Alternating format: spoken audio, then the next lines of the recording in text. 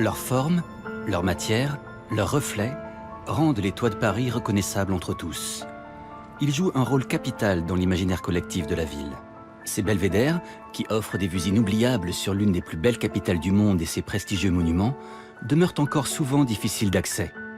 On ne les avait tout simplement pas conçus pour cela, et seuls quelques privilégiés y accèdent. Pourtant, les toits se laissent peu à peu conquérir par des Parisiens passionnés, qui souhaitent élargir leurs perspectives et au passage changer leur ville.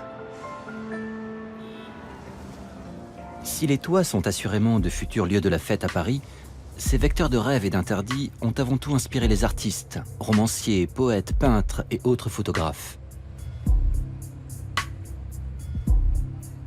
Sur les toits de l'église Saint-Méry, face au centre Georges Pompidou, nous retrouvons Alain Cornu.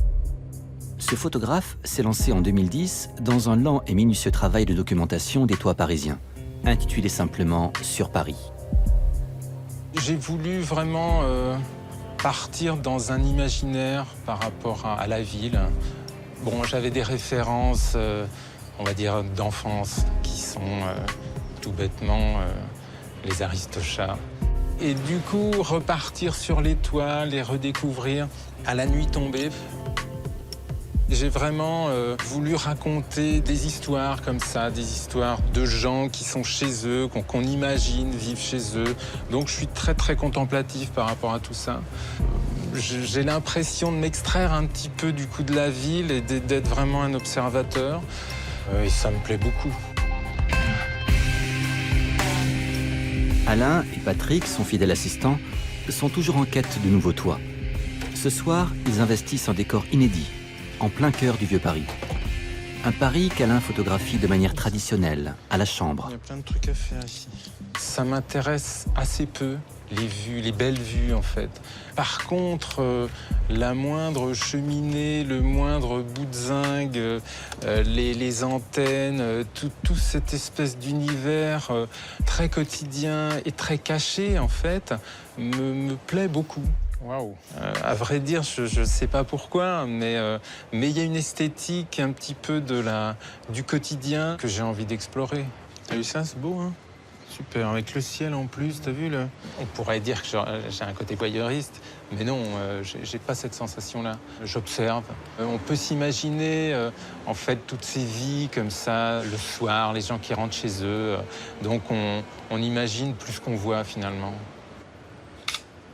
Et voilà, c'est dans la boîte. Ouais, c'est bien. Waouh, super beau. La lumière très douce, là. J'utilise beaucoup les lumières de la ville, j'utilise même que cela, parce que je ne rééclaire rien. Et mes compositions, en fait, sont basées essentiellement sur la lumière qui m'est donnée. C'est vraiment prendre des instants comme ça de lumière à la nuit tombée.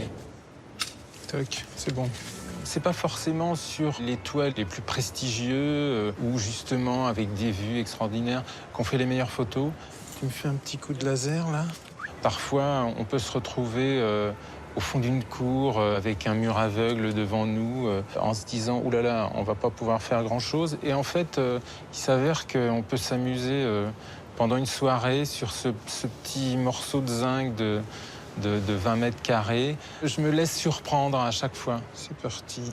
Finalement, ce qui est intéressant, c'est d'avoir une vision de la ville un peu globale. Si je me donne le temps qu'il faut, c'est-à-dire je me donne une dizaine d'années pour faire ce sujet-là, j'aimerais avoir un maillage comme ça de la ville, quartier par quartier, et donc d'avoir au final une vision globale de Paris.